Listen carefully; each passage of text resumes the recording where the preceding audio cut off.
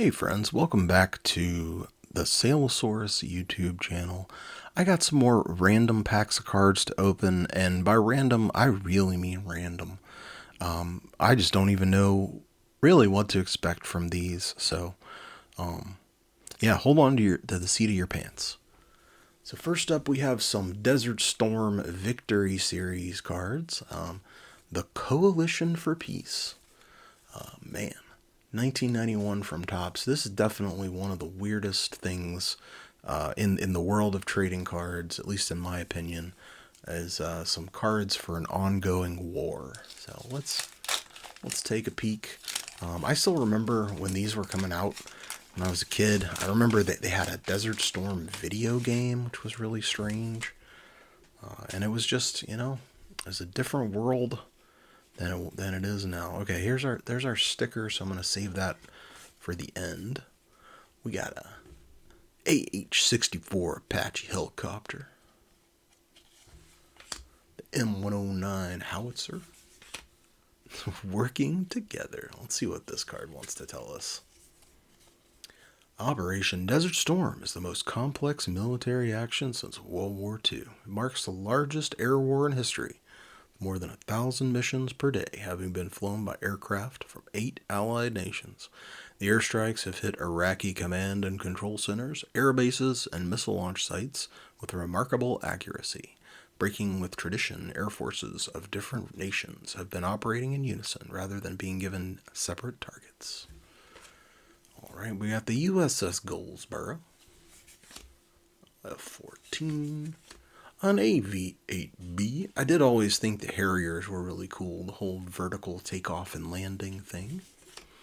Got a bunch of paratroopers. At first I thought this was like a huge snail shell, but I know now it's a parachute. Context clues, oh, that's a machine gun. That's not a dude. That's a machine gun. And our last card out of this Desert Storm pack is the Syrian flag. All right. Let's leave that up there.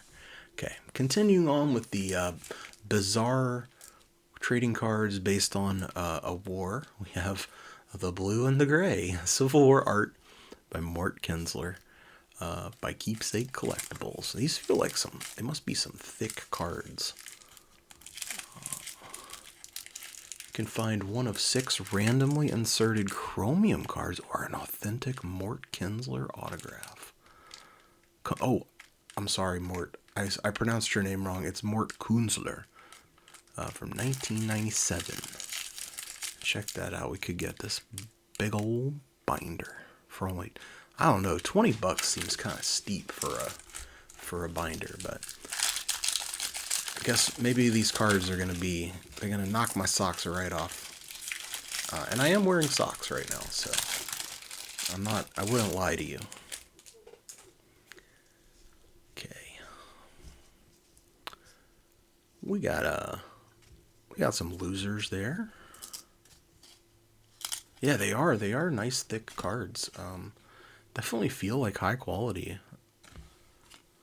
Got some bedraggled young men. Of course, I call them losers. The people fighting in these battles are not the ones that were causing the problems. They were just dudes fighting rich people's wars, same as it ever was. We got some Confederates charging into battle. We got a clash. The art quality is great, Mort. I gotta tell you, you're a talented man. I like how there's sort of this fog of war going on in the background. I feel like I'm back playing StarCraft. We got some cannonry and a bunch of big-hatted folk. Let's look at the back one more time here. There's the devil to pay. There's the devil to pay, General John Reynolds was told as he led federal forces into battle on Gettysburg's first day. A popular, courageous officer, Reynolds was not deterred by the warning. He boldly directed his troops into line against the advancing Confederates until he was shot from the saddle and killed. Rough. And our final card is some kind of a meeting between minds here. We got Mr. President, this is our Stonewall Jackson. After successfully defending the Southern capital during the 7 Days Campaign, General Robert E. Lee and his commanders met with Confederate President Jefferson Davis. Newly famous as the victor of the Shenandoah Valley, General Thomas J. Jackson was introduced to the president, who greeted Jackson with respect. Oh, okay, so this is just a picture of a whole bunch of traitors right there. Look at those guys. Just some really awful people. All right. Now let's lighten things up a little bit. Let's open some Pinocchio cards. Starring, you'll notice, larger than Pinocchio here, we have Jonathan Taylor Thomas, aka JTT. This dude was everywhere back in the 90s when I was growing up. I remember my sister had posters of him up. And of course he was on, was it Home Improvement? Which, hey, I loved that show. I did. 1995, lenticular cards replace 2 regular cards in packs. So if you get a chase card, you get shorted one of your normal cards, which I guess is okay. It's a fair trade. I think I actually have an entire box of these cards. So, if you really like them, let me know. And I'll open that whole box up and we will load up on JTT lenticulars. Oh, look at him with his little shaggy haircut. That's adorable. Proving himself to be both brave and loving, Pinocchio's unwavering devotion for his father is rewarded as he finally gets his heart's desire, as magically transformed into a boy made of flesh and blood. Oh, spoilers! If you haven't seen Pinocchio, yeah, that's how it ends there. Oh, we got Geppetto. These are nice cards, especially for what I assume is a really, really terrible movie. They didn't hold back. Inkworks, you did a good job. God, a lady, she's sleeping. I guess this is maybe the movie poster. Oh, check that out. It's a crossword puzzle. Pinocchio was a puppet before he was a real boy. What swallowed Pinocchio and his Geppetto? A whale? I don't know. Oh, I'm not gonna keep going. I thought these would be easier than they are. We got that's a real rascally looking dude right there. Volpe. Fox-like and dim-witted Volpe is more than Filinette's partner in crime. He's her adoring slave, dully sentimental. His abject stupidity and unquestioning adoration land him in trouble again and again. I didn't know we had I guess in the original story and certainly in the cartoon there are actual animal people. Oh, all right, we got two of the same card. And finally we got Geppetto maybe in the whale. Oh no, he's gonna burn a log. Oh, originally he was going to burn Pinocchio's body to keep himself warm, but decided against it. Okay, moving into a little more familiar territory, for me at least, is this pack of Alien 3 cards. May contain special Dark Horse cards. That'll be from the comic books. Alien 3, not one of my favorite Alien movies. Not the worst one though. It's I think it's a little underappreciated, but I get why people don't like it as much as the others. It's a little bit different.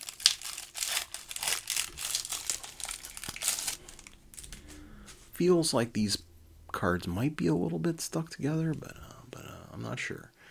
We got looks like a little xenomorph, fetus, right there. Maybe. Let's see. An alien grows inside a living organism, then explodes from its chest.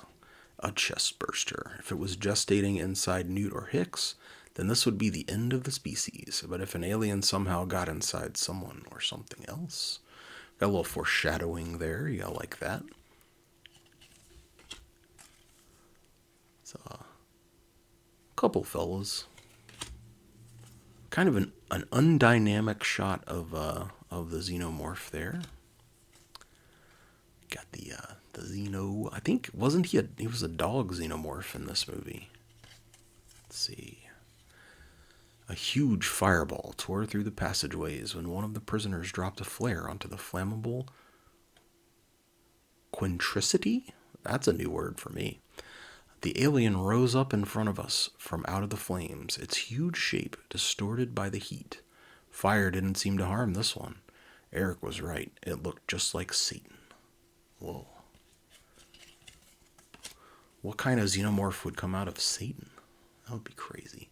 Got some Wayland Yutani commandos. There's some interesting designs there. Kind of like puffy and awkward looking. I kind of like them a lot, actually. We're dissecting the alien, the xenomorph. Ooh, an order form. I don't think this is what they mean by a dark horse card. Hopefully not. It would be funny if the insert is actually just an order form. This looks like some behind the scenes footage. We're working with some miniatures and stuff. I love that. One member of the special effects crew puts the finishing touches on a miniature version of the EEV. Awesome.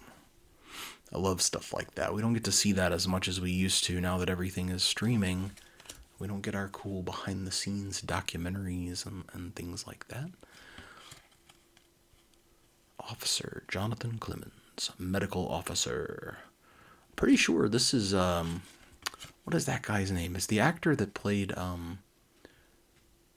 Tywin Lannister, right? But he's very young in this movie. And then looks like we got one of the Dark Horse cards. We got some cool an alien exploding there. And rather than some information, we have a single comic panel. I'm gonna put that up there. All right, finally, it's the pack you've all been waiting for. ABC's All My Children from Star Picks.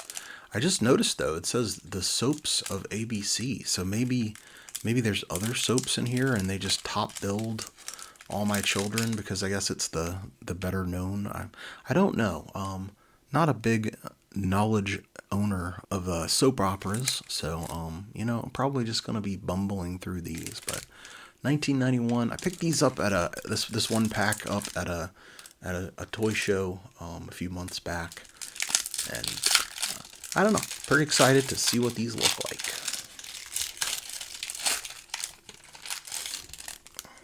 All right. All About Pine Valley. I see it does say All My Children on the front there. So we'll see if there's some other stuff. Adam and Brooke, don't know them. She doesn't look super thrilled to be getting a hug from this guy. Oh, that's a lot of words. Got more All My Children. Oh, this is a trivia. What was the name of their special poem? Phoebe Wallingford. Yeah, she looks like a lot. Like a little booklet here, a little advertisement. Yeah, we'll save. Oh, we'll look at that right now. Let's check that out. The soaps cards can wait. We're selling basketball cards, hockey cards. We got little albums there, a little slipcase and stuff. Oh, we got some Playboy cards. Watch out. Rocket poster cards from Star Picks. More soaps. Twin Peaks. That's pretty sweet. I'd check those out. Saturday Night Live. Oh, we could have ordered all of these things, but it's too late now. All right. Back to what you're here for. The All My Children cards. We got the Boutique.